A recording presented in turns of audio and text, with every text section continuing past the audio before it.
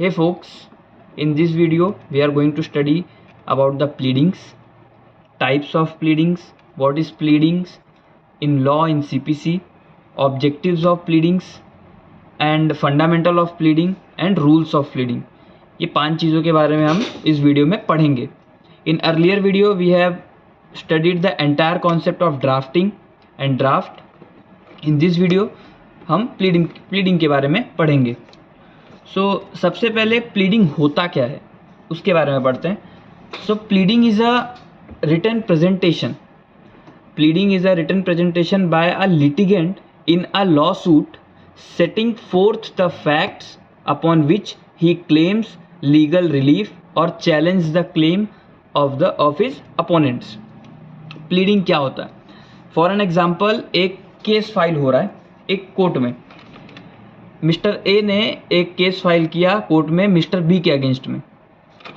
अब जो ये केस फाइल होगा ना, अब जैसे मैंने आपको ड्राफ्टिंग के बारे में क्या बताया था. ड्राफ्टिंग क्या है? आपके पास नॉलेज आया और उस नॉलेज से आपने एक स्ट्रक्चर ड्रॉ किया. वो जो स्ट्रक्चर आपने ड्रॉ किया ना, उस चीज़ को, उस प्रोसीजर को ड्राफ्ट बोलते हैं. आपके पास नॉलेज था, आपके पास एक रॉ मटेरियल था, रॉ मटेरियल से आपने एक प्रोडक्ट बनाया. तो आपका जो वो प्रोडक्ट, रॉ मटेरियल से प्रोडक्ट बनाने तक का जो वो बीच का प्रोसेस था ना, उस प्रोसेस को ड्राफ्टिंग कहा जाता है. अब आ गया प्लीडिंग्स के ऊपर. तो ड्राफ्टिंग के आगे की चीज़ है प्लीडिंग. अब प्लीडिंग में क्या होता है? जो आपने रॉ मटेरियल से जो प्रोडक्ट बनाया है ना, उस प्रोडक्ट को बोलते हैं प्लीडिंग. जो आपका इन्फॉर्मेशन से आपने कोई स्टोरी बनाई, आपने जो एक स्ट्रक्चर बनाया, उस स्ट्रक्चर को प्लीडिंग कहा जाता है. जैसे मैंने मिस्टर ए ने मिस्टर बी के अगेंस्ट में एक केस फाइल कर दिया. अब वो केस जब फाइल किया है तो केस में कुछ तो लिखा होगा. एक प्लेंट जाएगा, अगर लॉ सूट है तो फिर वो प्लेंट जाएगा. अगर कोई पुलिस कंप्लेन है तो कंप्लेन जाएगा. अगर कुछ कंप्लेन टू मजिस्ट्रेट है तो मजिस्ट्रेट में जो कंप्लेन होगा ना, आपका जो स्टोरी होगा ना, वो स्टोरी को ही प्लीडिंग कहा जाता है. स्टोरी इन द सेंस जो आपके फैक्ट्स हैं, जो फैक्ट्स और सर्कमस्टांसेस हैं with respect to your cause of action, वो सारी चीज़ों को प्लीडिंग कहा जाता है जब वो स्टोरी एक बन जाती है. तो जैसे एक ये पेपर है, ये पेपर में अगर मैं सारी चीज़ें लिख दूँ, अब जैसे मेरे पास 1 2 3 4 4 चीज़ें लिख के आ गई. अब ये 4 चीज़ें मेरे पास लिख के आ गई है, ये मेरे पास रॉ मटेरियल हो गया. अब ये रॉ मटेरियल से मुझे एक स्टोरी बनानी है. ऐसी स्टोरी बनानी है कि जो वो स्टोरी मेरे जो क्लाइंट है उनकी सारी कंटेंशंस को क्लियर करे. जो स्टोरी होगी, स्टोरी में मेरे क्लाइंट हैं उनकी सारे कंटेंशंस वो मेरे स्टोरी में क्लियर होने चाहिए. उनको रिलीफ क्या चाहिए वो भी उसमें क्लियर होनी चाहिए, और कौन से ग्राउंड पे मैं केस कर रहा हूँ वो भी उसमें क्लियरली लिखा होना चाहिए. तो हर चीज़ मैंने आपको बताया था कि ड्राफ्ट कैसे होता है, कौन कौन से फॉर्म में होता है, कौन कौन से स्टेप में होता है. इन शॉर्ट, पहले पार्टीज़ होती हैं, फिर ब्रीफ फैक्ट्स होते हैं, फिर ग्राउंड्स होते हैं, फिर प्रेयर्स होते हैं, वगैरह वगैरह. ये आपका एक फ्लो है. तो वो आपको फ्लो में जो बिठा दिए ना, अब फ्लो में बिठा के आपके पास ये पेपर आ गया, आपने लिख दिया, पूरा स्टोरी बना दिया. स्टोरी बना के आपके हाथ में ये पेपर आ गया. अब ये पेपर पे वो पूरा स्टोरी लिखा हुआ है. तो वो जो पूरा स्टोरी लिखा हुआ है ना, ये है प्लीडिंग्स आपका. ये आपका प्लीडिंग है आपके क्लाइंट के लिए, तो इसको प्लीडिंग बोलते हैं. तो ये हो गया आपका प्लीडिंग. अभी अगर मिस्टर ए ने मिस्टर बी के अगेंस्ट में केस फाइल किया, तो मिस्टर ए के एडवोकेट ने जो कोर्ट में टेंडर किया ना जो चीज़, वो है मिस्टर ए के एडवोकेट का प्लीडिंग. और अब मिस्टर बी के अगेंस्ट में किया है फॉर XYZ रीज़न. तो जो मिस्टर बी के एडवोकेट आएंगे और मिस्टर बी के एडवोकेट जो रिटर्न स्टेटमेंट डालेंगे, वो रिटर्न स्टेटमेंट मिस्टर बी के लिए वो प्लीडिंग हो जाएगी. और ये प्लीडिंग किया क्यों जाता है? प्लीडिंग ही क्यों, ये लिख के क्यों देना है? चीज़ें तो ओरली भी बोली जा सकती हैं, ओरली भी जज को समझाई जा सकती हैं, और ऑर्डर तो ओरली भी मिल सकता है. लेकिन सबसे पहली चीज़, ये एक मैटर ऑफ रिकॉर्ड होता है. रिकॉर्ड के लिए भी ये किया जाता है कि मिस्टर ए ने क्या बोला, मिस्टर ए क्या बोलना चाह रहे हैं, मिस्टर बी क्या, मतलब अपोनेंट जो है वो क्या बोलना चाह रहे हैं, अपोनेंट डिफेंडेंट जो भी हैं वो क्या बोलना चाह रहे हैं, और मिस्टर ए ने ये बोला और मिस्टर बी ने ये बोला. तो अब इन दोनों की चीज़ें जज के पास तो क्लियरली लिखी हुई है ना. अगर इन केस उनको वो नहीं, कुछ समझ लो आज आर्ग्यूमेंट हुआ, जैसे कभी कभी क्या होता है, आज आर्ग्यूमेंट होता है, फिर ऑर्डर्स के लिए 4 दिन के बाद रख दिया जाता है. तो जो ओरली आर्ग्यू होता है, वो ओरली आर्ग्यू जो होता है वो जज उन पॉइंट्स को नोट कर लेते हैं, क्योंकि वो बहुत या फिर जो आपका जो ड्राफ्ट होता है या फिर जो आपका प्लीडिंग होता है, वो प्लीडिंग में ही वो सारी चीज़ें लिखी होती है जो आप आर्ग्यू करने जा रहे हो। तो कोर्ट में जो कुछ भी आर्ग्यू होता है ना, वो प्लीडिंग में लिखा होता है। जो लॉ पॉइंट्स हैं उसके ऊपर थोड़ा सा डिस्कशन होता है, या फिर उसके ऊपर जो आर्ग्यूमेंट होता है वो शायद इसमें ना लिखा हो। बाकी सारी चीज़ें जो भी आपके प्लीडिंग्स में लिखी हुई हैं वही कोर्ट में आर्ग्यू होता है। तो मतलब जज को जब जज ऑर्डर भी देना होगा या फिर जजमेंट देना होगा, तो उस टाइम पे भी वो यही चीज़ रीड करेंगे जो आपने कोर्ट में टेंडर की है। तो जो प्लीडिंग्स होती है वो बहुत इंपॉर्टेंट होती है। तो आपको प्लीडिंग का मतलब समझ गया। प्लीडिंग क्या हुआ? रॉ मटेरियल था, मतलब इन्फॉर्मेशन था आपके पास। इन्फॉर्मेशन से आपने एक स्ट्रक्चर बनाया, एक आपने स्टोरी बनाई, आपने ग्राउंड्स बनाए, आपने प्रेयर्स लिखे, जो आपके क्लाइंट के कंटेंशंस थे वो सारी चीज़ें आपने लिखी। तो ये आपका हो गया ये आपका हो गया ड्राफ्ट। उस प्रोसेस को बोल देंगे ड्राफ्टिंग। अब आपने वो स्टोरी बना के रेडी कर लिया, स्टोरी बना के रेडी करके आपने हाथ में ले आया। अब ये हो गया आपका प्लीडिंग। ये आपका प्लीडिंग है जो आप कोर्ट में टेंडर करोगे। तो ये आपका है प्लीडिंग। सबसे पहले पढ़ते हैं टाइप्स ऑफ प्लीडिंग। क्या होता है types of pleading? Law suit. अब लॉ सूट में प्लीडिंग क्या क्या होगा मैंने आपको बताया। Every law suit being when a plaintiff files a law suit against a defendant.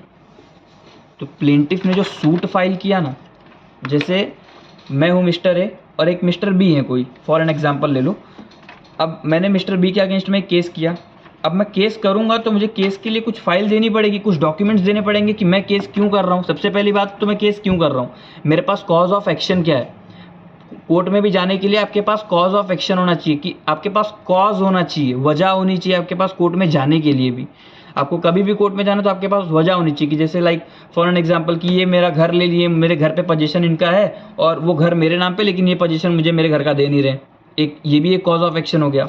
तो अब जब मैं वो चीज़ लिख के जाऊँगा ना, ये चीज़ लिख के ले आके कोर्ट में प्रेजेंट करूँगा, तो ये मेरी प्लीडिंग्स हो गई। अब जैसे सीपीसी में लिखा है कि जिस दिन से सामने वाले को, अब जैसे मैंने केस फाइल कर दिया, केस फाइल करके मैंने मिस्टर बी को सर्विस भी करवा दिया। अब जिस दिन से उनको सर्विस हो गया, विद इन 30 डेज उनको अपना रिटर्न स्टेटमेंट फाइल करना होता है। अब हर चीज़ का टाइम लिमिट दिया हुआ है, आपको हर चीज़ का बाउंड्री सेट किया हुआ है कि आपको ये चीज़ इतने टाइम में ही करना है, ये चीज़ इतने टाइम में ही करना है। तो उस लिमिटेशन पीरियड के अंदर ही आपको चीज़ें करनी होती है। तो प्लीडिंग आपको समझ गया। मैंने मिस्टर ए ने अपना प्लीडिंग दे दिया। अब मिस्टर बी आए, उन्होंने अपना रिटर्न स्टेटमेंट की तरह अपना प्लीडिंग उन्होंने कोर्ट में जमा कर दिया। उसके बाद this document follows the lawsuit and it's the defendant's return response to it. मैंने आपको जो बताया ना, जैसे प्लेंटिफ ने अपना प्लीडिंग दे दिया और डिफेंडेंट ने अपना प्लीडिंग दे दिया, तो ये दोनों का भी प्लीडिंग, दोनों को प्लीडिंग ही कहा जाएगा, क्योंकि दोनों ने अपने कंटेंशंस वो इस पेपर पे उतार के उन्होंने जज को दिया हुआ है कि मैं ये कहना चाहता हूँ, अगर मिस्टर ए ने मेरे खिलाफ ये केस फाइल किया है ना, तो इस केस को लेके मैं ये चीज़ें कहना चाहता हूँ, ये चीज़ें मैं बोलना चाहता हूँ कि ऐसी नहीं, ये जो चीज़ें इन्होंने ये यहाँ पे बोली है ना वो गलत है या फिर सही नहीं है, तो वो चीज़ें मैं इसमें लिखूंगा और वही चीज़ें मैं टेंडर करूंगा कोर्ट में। उसके बाद आता है काउंटर क्लेम। काउंटर क्लेम क्या होता है? और उसके बाद है क्रॉस क्लेम। काउंटर क्लेम और क्रॉस क्लेम क्या होता है? जैसे समझ लो कोई मनी रिकवरी सूट है, या फिर समरी सूट है, या फिर कॉमर्शियल सूट है, XYZ कोई भी सूट है जो मनी से रिलेटेड है। कि जैसे मिस्टर ए ने मिस्टर बी से 20 लाख रुपया लिया था और अब वो उनको रीपे नहीं कर रहे हैं, तो क्या किया जा सकता है? तो जैसे मैंने लिया था, मैं मिस्टर ए हूँ, मैंने 20 लाख रुपया मिस्टर बी से लिया था, अब वो मुझे पैसा नहीं दे रहे हैं, तो मैं क्या करूँगा? मैं उनको पैसा नहीं दे रहा हूँ, अब वो क्या करेंगे? अब वो जाएंगे कोर्ट में, केस कर देंगे मेरे अगेंस्ट में कि भाई मिस्टर ए को अंकित को मैंने पैसा दिया था, वो मुझे अभी तक पैसा मेरा वापस नहीं कर रहे हैं। मैंने उनको बार बार नोटिस दिया, उनको लीगल नोटिस भी दिया मैंने कि मेरा जो पेमेंट है वो आप क्लियर कर दो। उन्होंने बोला था मुझे 2 महीने के अंदर क्लियर कर देंगे, आज 4 महीना हो गया लेकिन उन्होंने पेमेंट मुझे नहीं किया। तो उन्होंने जाके कोर्ट में केस कर दिया। उन्होंने ड्राफ्ट किया, ड्राफ्ट करने वाले जो उनकी प्लीडिंग्स थी वो प्लीडिंग्स जाके कोर्ट में जमा कर दिए। अब मैं जब डेट पे आऊँगा, जो मुझे डेट दी गई रहेगी कि इस डेट पे आके मुझे प्रेजेंट होना है, उस डेट पे जब मैं कोर्ट में जाऊँगा तो मैं क्या बोलूँगा? मैं बोलूँगा कि अगर ऐसा हुआ तो कि मिस्टर बी ने मुझे 20 लाख रुपया तो दिया था, वो ठीक है, मैं मानता हूँ, लेकिन उसके अगेंस्ट में या फिर उस बीच बीच में मैं उनको 2 लाख 3 लाख 4 लाख करते करते मैं उनको 30 लाख रुपया दे चुका हूँ, जबकि मैंने उनसे 20 लाख रुपया ही लिया था। तो अब यहाँ पे क्या बनता है, 10 लाख रुपया मेरा उनसे लेना बनता है। तो यहाँ पे उन्होंने केस फाइल किया, मैंने अपना रिटर्न स्टेटमेंट फाइल किया, साथ में मैं अपना काउंटर क्लेम फाइल करूँगा कि उनका क्लेम कितना है। उनका क्लेम है 20 लाख रुपीज़। किससे? मुझसे। उनका क्लेम है 20 लाख रुपीज़ कि वो मैंने उनसे लिया था, मैं उनको रिपे नहीं कर रहा हूँ। अब क्या होगा यहाँ पे, अब 10 लाख मेरा ही निकल रहा है लेने के लिए उनसे। तो मैं इस चीज़ के ऊपर एक कॉज ऑफ एक्शन पे आप कभी भी एक ही केस फाइल कर सकते हो। अब ऐसा नहीं है कि मेरा 10 लाख लेना बनता है तो मैं जाके अलग केस फाइल करूँ। अब उन्होंने केस फाइल कर दिया है ना, अब उसी में मैं क्या करूँगा, मैं काउंटर क्लेम फाइल करूँगा। उनका क्लेम है 20 लाख रुपीज़, मेरा क्लेम है 10 लाख रुपीज़, और जो कि 10 लाख रुपीज़ जो है वो मेरा 20 लाख जो उनका था वो सेट ऑफ करने के बाद, मतलब जो उनका 20 लाख उन्होंने मुझे दिया था ना, वो मैंने सेट ऑफ करा दिया कि मैंने इनको 30 लाख रुपया दिया हुआ है ना, तो 30 लाख में से मैं 20 लाख अपना कट करवा देता हूँ, या फिर जो कुछ भी है वो केस के सर्कमस्टेंसेस के ऊपर होता है। ज़रूरी नहीं है कि तुम कट ही करवा दो, क्या पता तुमने पैसा लिया ही ना हो, वो भी एक चीज़ हो सकती है। तो वो सारी चीज़ें केस के ऊपर डिपेंड रहती है कि पैसा लिया है कि नहीं लिया है। तो अगर आपने पैसा लिया है तो आप उसमें सेट ऑफ भी करा सकते हो, चलो मैंने 20 लाख रुपया लिया है तो 20 लाख रुपया आप कट करवा लो, और 20 लाख के ऊपर मेरा 10 लाख रुपया उनसे लेना बनता है, तो मैं अपना काउंटर क्लेम का प्लीडिंग निकालूंगा, एक एप्लीकेशन निकालूंगा। वो एप्लीकेशन में मैं कोर्ट में टेंडर करूंगा। अब जहां पे मैं डिफेंडेंट था, तो जब मैं काउंटर क्लेम निकालूंगा ना, तो मैं प्लेंटिफ बन जाऊंगा। उस पर्टिकुलर काउंटर क्लेम में मैं प्लेंटिफ बन जाऊंगा और डिफेंडेंट बन जाएंगे मिस्टर बी। अब क्रॉस क्लेम क्या होता है, अब इसी में बोला, उन्होंने भी बोल दिया कि नहीं ऐसा नहीं और निकल रहा है, तो वो उसके ऊपर भी, मतलब इन शॉर्ट वो काउंटर ही होता है कि जैसे मैंने उनके ऊपर कर दिया फिर वो भी मेरे ऊपर कर सकते हैं। तो ये हो गया अपना काउंटर क्लेम। उसके बाद का पॉइंट क्या है, उसके बाद का पॉइंट है what is pleading in law under CPC. CPC के अंडर क्या प्लीडिंग क्या बोलता है सीपीसी के अंडर। तो ऑर्डर 6 आप अगर पढ़ोगे ऑफ सीपीसी तो उसमें प्लीडिंग के बारे में ही पूरा बताया गया है। तो देखते हैं, pleading is basically nothing but a plaint, जो मैंने आपको बताया, जो केस फाइल करते हैं, जो प्लेंटिफ होते हैं वो प्लेंट फाइल करते हैं, जो प्लेंट है ना उसको प्लीडिंग कहा जाता है। उसके अंदर जो कंटेंट होता है ये प्लीडिंग हो गया है। अगर ये प्लेंट है तो ये प्लीडिंग हो गया, जो डिफेंडेंट ने अगर रिटन स्टेटमेंट डाला तो वो भी प्लीडिंग हो गया। तो pleading is basically nothing but a plaint and written statement where in plaint is the statement of claim.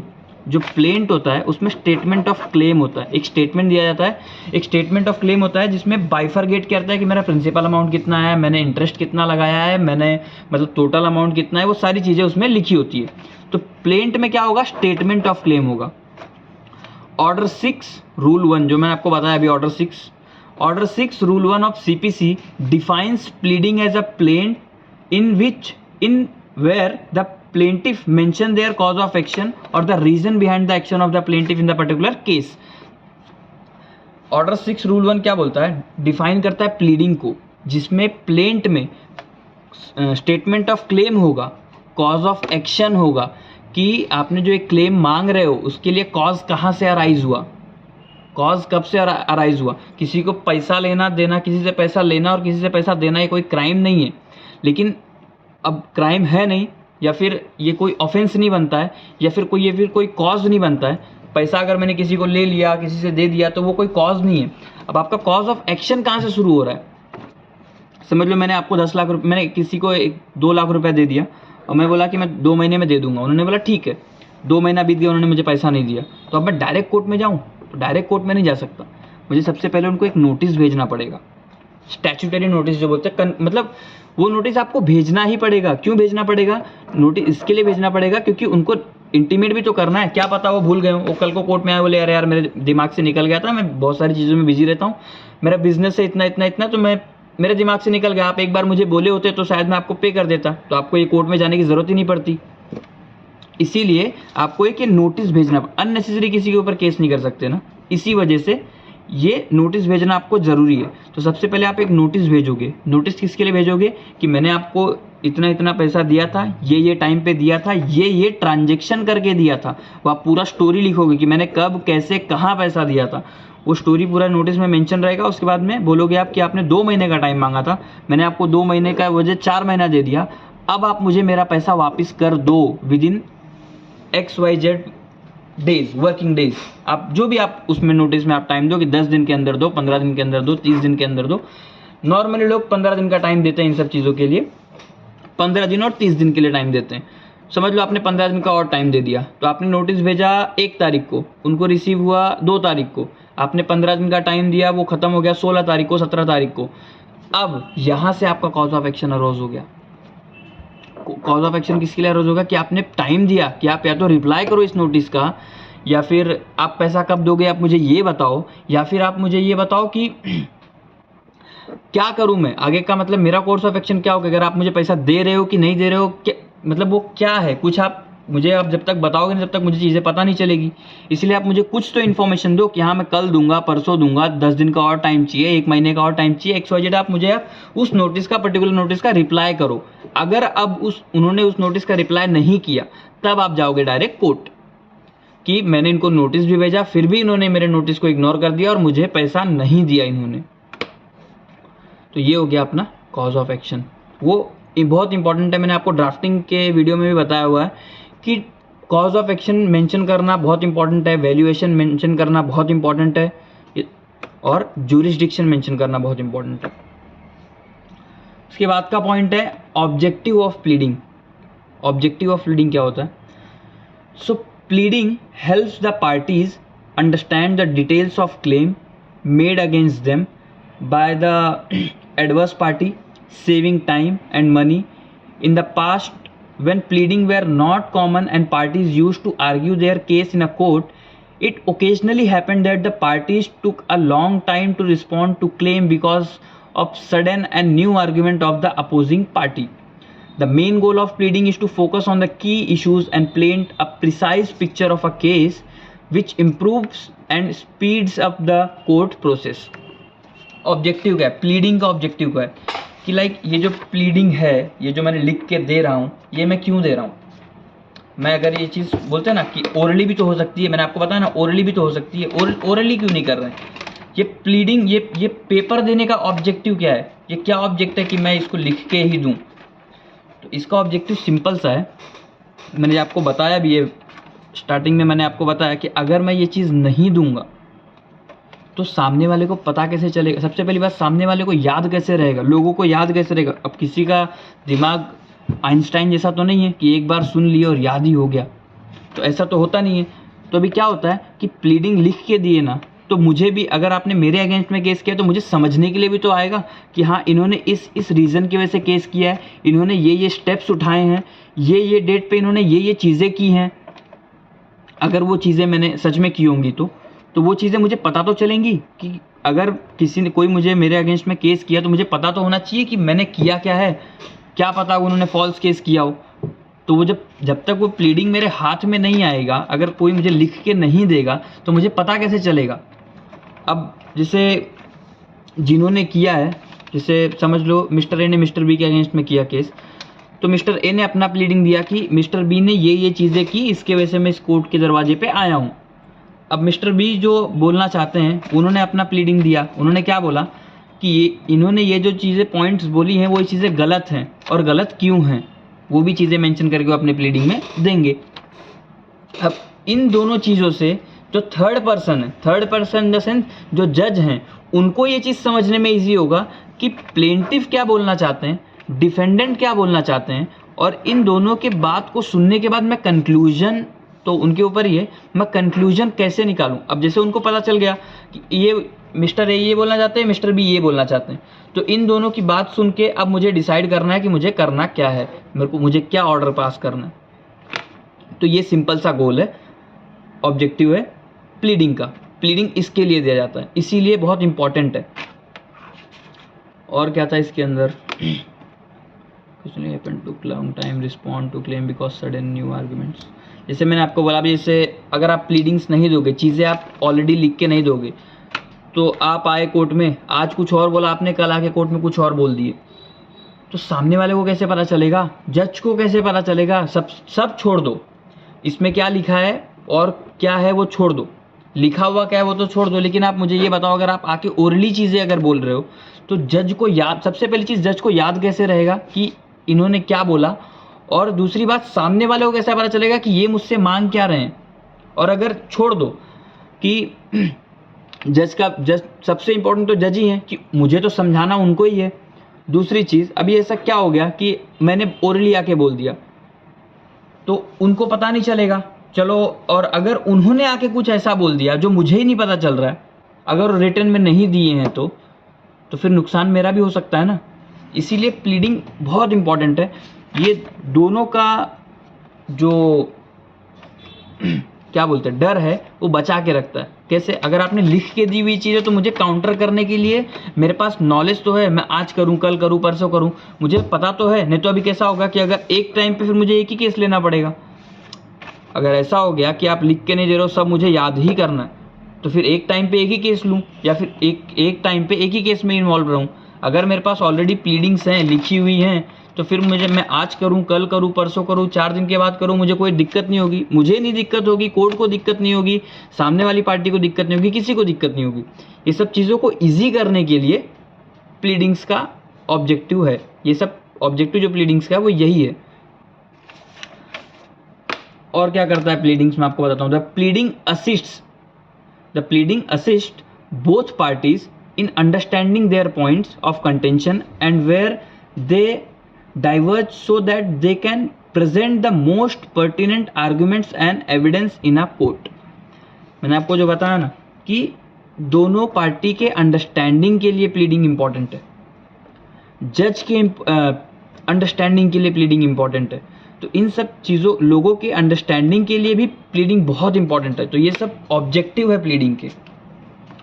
अभी नेक्स्ट पॉइंट पे आते हैं, फंडामेंटल्स ऑफ प्लीडिंग। फंडामेंटल क्या है प्लीडिंग्स के? तो ये सारी चीज़ें ऑर्डर 6 में लिखी हुई हैं। जो भी मैं चीज़ें मैं बोल रहा हूँ ना आपको, ये पूरा ऑर्डर 6 की चीज़ें ही मैं आपको समझा रहा हूँ, ऑर्डर 6 ऑफ CPC। अभी फंडामेंटल्स ऑफ प्लीडिंग जो है वो भी ऑर्डर 6 में लिखा हुआ है, rule 1 and rule 2 of order 6। सबसे पहले फंडामेंटल्स क्या है, मैं आपको कुछ फंडामेंटल्स बताता हूँ। The first fundamental of rule of pleading is that it should only the state facts and not the law। Pleading का सबसे इम्पॉर्टेंट या फिर सबसे मेन फंडामेंटल राइट क्या है कि आप जो प्लीडिंग्स है ना आपकी, ये जो आपका पेपर है, प्लीडिंग है ये, इसमें आप फैक्ट्स बताओ, फैक्ट्स को क्लियर करो कि फैक्ट्स क्या हैं। जो आपका कॉज है या फिर कॉज ऑफ एक्शन है, वो कॉज ऑफ एक्शन के फैक्ट्स क्या हैं, मतलब वो चीज़ अरोज कहाँ से हुई। आप डायरेक्ट ये नहीं बोल सकते कि मेरा मिस्टर बी से 20 लाख रुपया लेना बनता है। वो आपको बताना पड़ेगा कि आपने उनको पैसा कब दिया था, क्यों दिया था, कैसे कैसे मोड में दिया था, कितना कैश दिया, कितना बैंक ट्रांसफ़र किया, कितना क्या किया, वो सारी चीज़ें आपको लिखनी पड़ेंगी कि मैंने इतने तारीख को उनको इतना पैसा दिया, फिर इतने तारीख को इतना पैसा दिया, फिर इतने तारीख को इतना पैसा दिया। वो सारी चीज़ें आपको उस प्लीडिंग में लिखनी पड़ेगी। वो सारे जितने भी फैक्ट्स हैं वो आपको प्लीडिंग में मेंशन करने ही पड़ेंगे। उसके बाद क्या है, the facts that are stated in the pleading must be material facts. जो आप प्लीडिंग्स में बोल रहे हो सब मटेरियल फैक्ट्स होने चाहिए। जैसे मैं आपको पता ना, डेट, ये डेट पे मैंने इनको इतना पैसा दिया, फिर ये डेट पे मैंने इनको इतना पैसा दिया, ये डेट पे इतना पैसा दिया। वो आपको सारी चीज़ें मटेरियलाइज फैक्ट जो हैं वो आपको सब उसमें मेंशन करना पड़ेगा। किस में? प्लीडिंग में। इट शुड नेवर स्टेट और डिस्क्लोज द एविडेंस। उसमें आपके प्लीडिंग्स में एविडेंस आपके डिस्क्लोज नहीं होगा। The fact stated in the pleadings must be in a concise form. मैंने आपको ड्राफ्टिंग में ही बताया था कि जब आप कोई चीज़ लिख रहे हो ना, एक पैराग्राफ में एक पॉइंट, एक पैराग्राफ से आपको एक पॉइंट ही डिस्क्राइब करना है, एक पॉइंट के बारे में ही समझाना है, एक पॉइंट के बारे में ही बताना है। जैसे एक XYZ डेट ले लेते हैं। आज का डेट जैसे 9 मई 2024, तो 2023 का देखते हैं कि प्रेसिडेंट है ना। सो 9 मई 2023 को मैंने डिफेंडेंट को एक नोटिस लिखा था कि XYZ था, फिर आपने मेरा पैसा लिया हुआ है, आप मुझे मेरा पैसा वापस कर दो ये टाइम पे, और इतने दिन के अंदर आप मुझे इस नोटिस का रिप्लाई दो, एल्स मैं जो भी लीगल कॉन्सिक्वेंसेस है वो आपको बेयर करना पड़ेगा। अब 15 दिन बीत गए, उन्होंने रिप्लाई नहीं किया। तो ये अब जब मैं जो 9/5/2023 के बारे में बता रहा हूँ ना, 9 मई 2023 का, अब ये डेट है। अब इस डेट के बारे में एक पैराग्राफ में मुझे पूरा बताना पड़ेगा कि इस तारीख को मैंने इनको नोटिस एड्रेस किया था, ये चीज़ें लिखी थी, और ये नोटिस मैं आपको एनेक्स कर रहा हूँ, इस नोटिस का कॉपी मैं एनेक्स कर रहा हूँ इस प्लीडिंग के साथ में।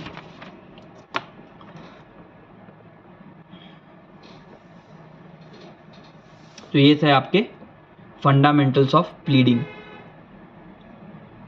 कंसाइज फॉर्म में होना चाहिए आपका प्लीडिंग। उसके बाद आता है रूल्स ऑफ प्लीडिंग। रूल्स क्या हैं? तो आपके रूल्स ऑफ प्लीडिंग भी ऑर्डर 6 में लिखे हुए हैं, रूल 3 से रूल 16 के बीच में आपका रूल्स ऑफ प्लीडिंग लिखा हुआ है। सबसे पहला क्या है?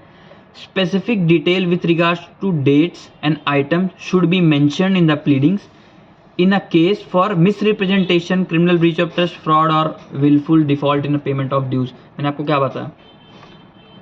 डेट आपको प्रॉपर मेंशन करना पड़ेगा, उस डेट पे आपने क्या किया वो मेंशन करना पड़ेगा, आपने उस नोटिस में या फिर XYZ डॉक्यूमेंट्स में क्या लिखा है वो आपको मेंशन करना पड़ेगा। क्योंकि आप चीज़ें क्लियर कर रहे हो। आप चीज़ें क्लियर किसको कर रहे हो? आप चीज़ें क्लियर जज को कर रहे हो, क्योंकि आपने ऑलरेडी चीज़ें डिफेंडेंट को नोटिस के थ्रू क्लियर कर चुकी हैं।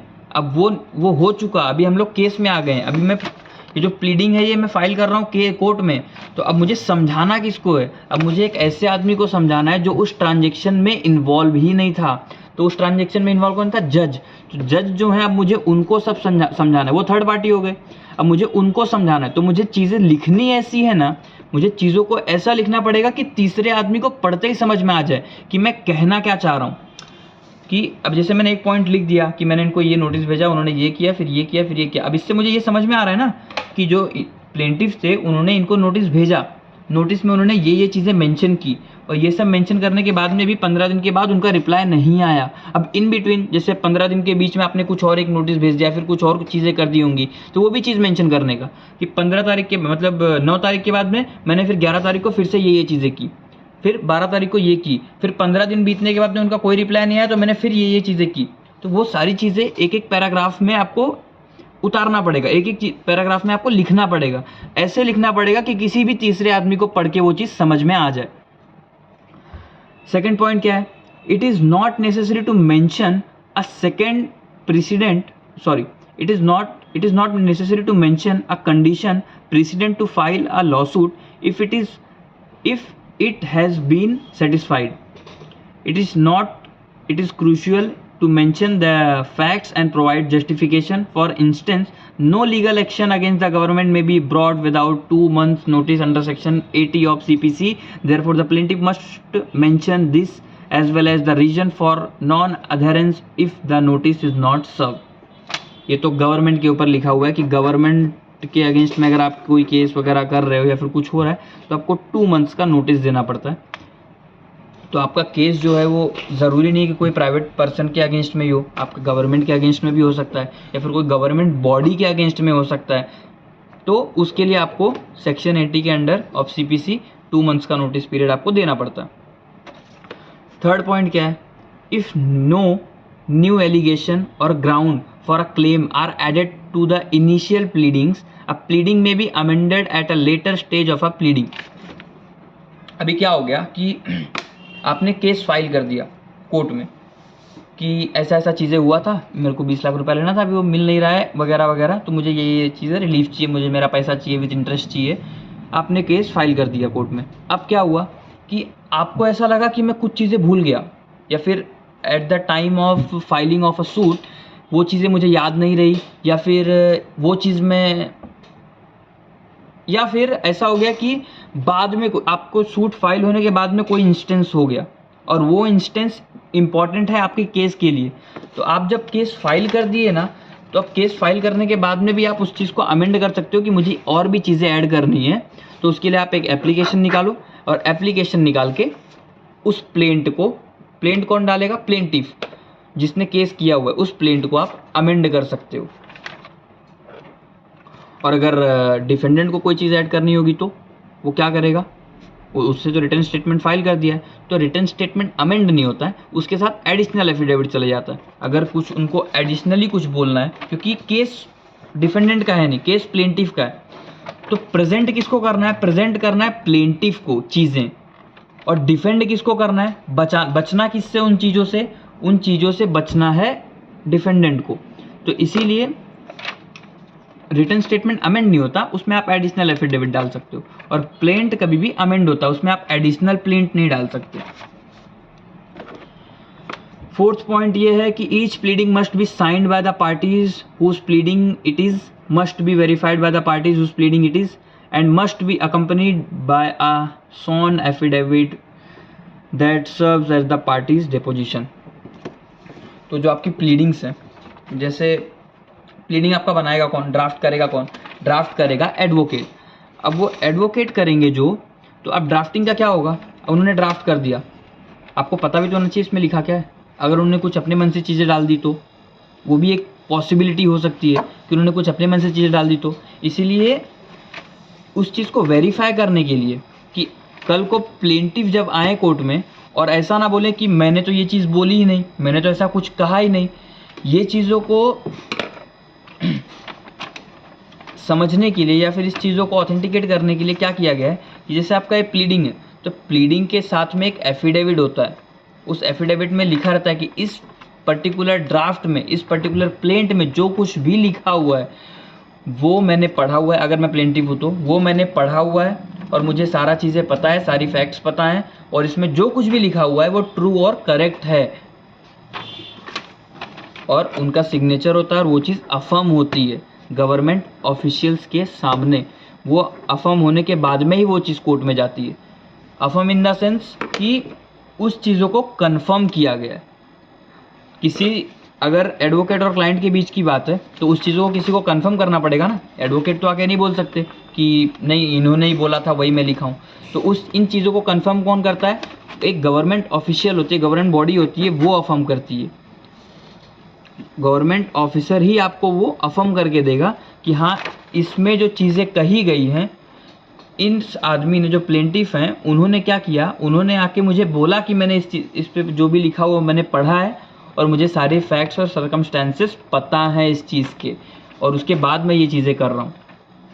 तो वो, और जो इस पे जितने भी डॉक्यूमेंट्स, जैसे भी एक पेज है, ऐसे 10 पेज का अगर आपका प्लीडिंग होगा तो हर पेज पे प्लेंटिफ का सिग्नेचर होना ज़रूरी है। सिग्नेचर मतलब वो अफर्मेशन ही है कि वो अफर्म कर रहे हैं कि मैंने ये चीज़ें पढ़ी, वो अफर्म कर रहे हैं कि मैंने ये चीज़ें पढ़ी।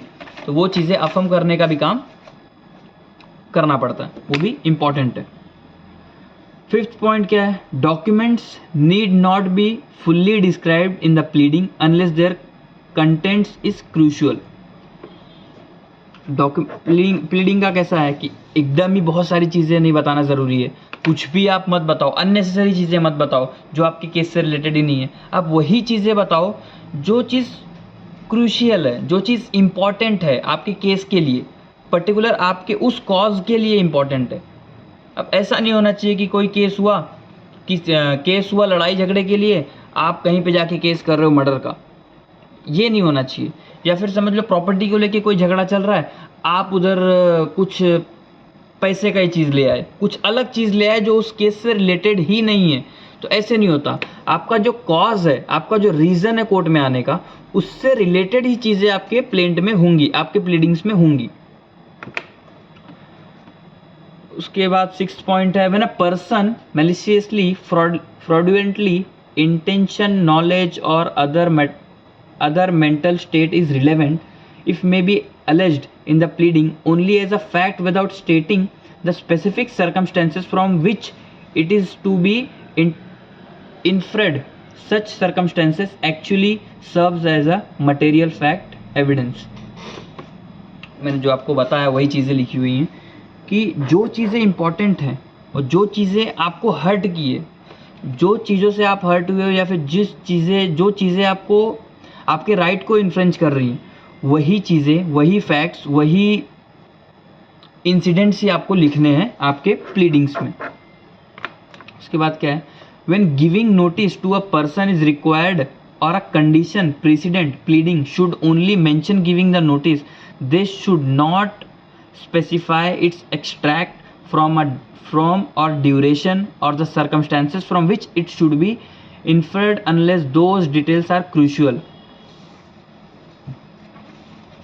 आपने कोई नोटिस दिया किसी को, तो आप जब नोटिस भी दोगे ना, तो नोटिस में भी सारे प्रेसिडेंट्स लिखे होंगे, जो भी इंसिडेंट हुए हैं, जो जैसे मैंने आपको बताया ना कि इसमें ये चीज़ करो, इसमें ये, मतलब जैसे आपने पैसा दिया किसी को, तो आपको जब आप उसको नोटिस लिखोगे ना, तो आपको सारे इंसिडेंट लिखने पड़ेंगे कि आपने कैसे कैसे कौन से मोड में आपने पेमेंट किया है, तो वो सारी चीज़ें भी लिखना ज़रूरी है, इम्पॉर्टेंट है. उसके बाद में implied agreement or relationship between people may be stated as a fact and a general plea should be made based on the correspondence, conversation or otherwise evident. अगर कोई एविडेंस है, कोई एग्रीमेंट है दो लोगों के बीच में और वो चीज़ इंपॉर्टेंट है आपके केस से रिलेटेड, तो भी वो चीज़ आपको डालनी है, उस चीज़ों के बारे में बताया. जैसे आपने पैसा लिया किसी से, पैसा लेने के बाद में आपने एग्रीमेंट बना लिया कि मैंने इनको 20 लाख रुपया दिया, इन्होंने मुझे 10 दिन में देने का वादा किया है. तो अब 10 दिन के बाद आप डायरेक्ट भी जा सकते हो कि मैंने इनको बोला था, मैंने इनको नोटिस भी भेजा, मैंने सब किया. ये एग्रीमेंट बोलता है, ये एग्रीमेंट पे जो एग्रीमेंट होगा, इन शॉर्ट एफिडेविट ही होगा. ये एफिडेविट पे उन्होंने बोला है कि जो भी पैसा मैं इनसे ले रहा हूँ वो 10 दिन के अंदर मैं इनको दे दूंगा, लेकिन मैंने इनको नहीं दिया, इस वजह से ये कोर्ट में आए हुए हैं. ये कोर्ट में अगर मैंने इनको 10 दिन के अंदर पैसा नहीं दिया तो ये कोर्ट में जा सकते हैं मेरे अगेंस्ट में. तो ये भी एक इम्पॉर्टेंट एविडेंस हो जाएगा, तो ये भी आपको डालना होता है. जो भी एविडेंस एग्रीमेंट्स अगर कुछ होते हैं, कुछ आपके बीच में डिस्कशन हुआ रहता है, तो वो सारी चीज़ें आपको प्लीडिंग में डालनी होती है.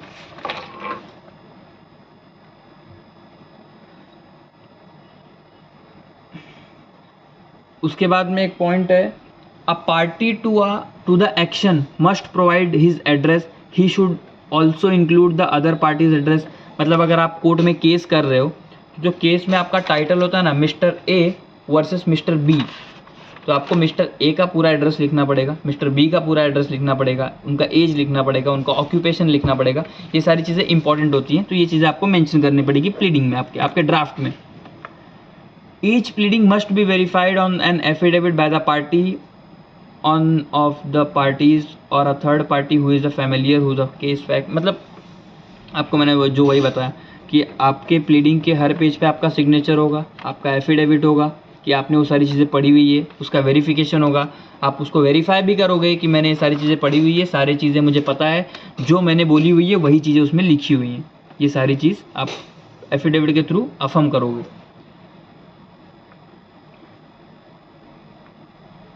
तो ये था आपका पूरा कॉन्सेप्ट ऑफ प्लीडिंग. अभी एक और पॉइंट है, each pleading should be divided into paragraphs that are serially numbered. A separate paragraph should be used to state each allegation or assertion. Dates, totals and numbers should be written both in words and in figures. जैसे इस point का कहने का मतलब यही है, जैसे आपने 10 पैराग्राफ लिखे, तो 10 पैराग्राफ को आपको नंबर करना है. जैसे paragraph number 1, paragraph number 2, paragraph number 3, paragraph number 4. अगर आपका पेज है 10 पेज का, तो आपको पेज नंबर भी करना है, पेज नंबर 1, 2, 3, 4, 5, 6. फिर आपका जैसे आपको कोई अमाउंट, आपका अमाउंट है 20 लाख रुपीज़, तो आपने यहाँ पे 20 लाख रुपीज़ आप ऐसे ही नहीं लिख सकते, आपको 20 लाख रुपीज़ आपको इन फिगर्स में भी लिखना है. फिर ब्रैकेट में आपको 20 लाख रुपीज़ आपको वर्ड्स में भी लिखना है. तो ये सब चीज़ें इंपॉर्टेंट होती है, ये सब एसेंशियल चीज़ें. तो ये एसेंशियल चीज़ें आपके प्लीडिंग्स की. तो ये था आपका पूरा प्लीडिंग. नेक्स्ट वीडियो में हम लोग बात करेंगे कन्वेंस के बारे में कि व्हाट इज़ कन्वेंस.